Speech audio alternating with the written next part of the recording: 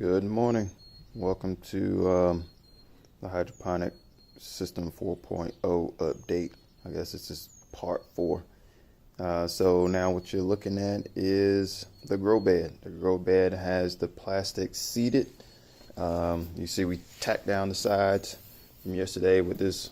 We used like a little piece of small trim to kind of go around the edges, but it's seated in there now. So the next phase is to move on to fixing up my table. So I've already removed my original grow pans. You can see I had a different twist on the U siphon. It was a little bit more complex than what I'm using in this one, because this one is really just a U.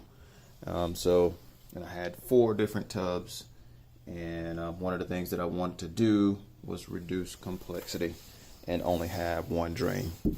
Yesterday when I tested this, it took about 10 minutes to drain. I didn't time it. No, about 15 minutes I think to drain. But with grow media in it, we'll have some displacement, so it won't have as much water in it. But today I'll turn my time to and my focus to my table. So you can see where I had drain holes in before for the 4 different tubs, and you can see the drain pipe here that ran along the side, and then this one just drained directly into the tub below. So a little bit of cleanup. This table was made with some wood that I had laying around that I found actually outside at a dump. You can see it still has some of the clay on it from when I built it, so you can see some of the cracking in the wood. So with this new table to be a little bit heavier, new grow bed, it'll be heavier, and you can see that I had put it on casters or the little small wheels so that I can move it around. But I probably can count on my hands how many times I moved it around, or probably more like 2 fingers how many times I moved it. But I'm gonna have to get it off of these casters so that I can have my weight distributed properly, and then I'm gonna try to add a few more 2x4s underneath to help strengthen up the table a little bit more.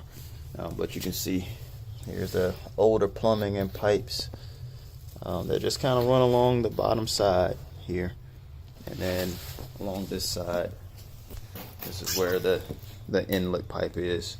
I actually have it branching off into 2 sections and a T. So you can see a T down here, and then this line is actually my drain line. So I have another longer pipe that I connect up to it, and I just point straight out of the garage, and I turn on the valve down here, turn this valve off, and then I can just pump all the water out of my tank without having to do anything drastic, and I don't have to worry about a lot of pulling on a heavy tank, which I will be getting rid of this tank and replacing it with this larger, like 30 gallon tank. It's a 38 gallon tank. So, and this tank down here was a smaller tank. It was like a 27 gallon tank. So anyway, I got some cleanup and stuff to do today, and some modifications to the table, but we'll see how far we get. All right, later.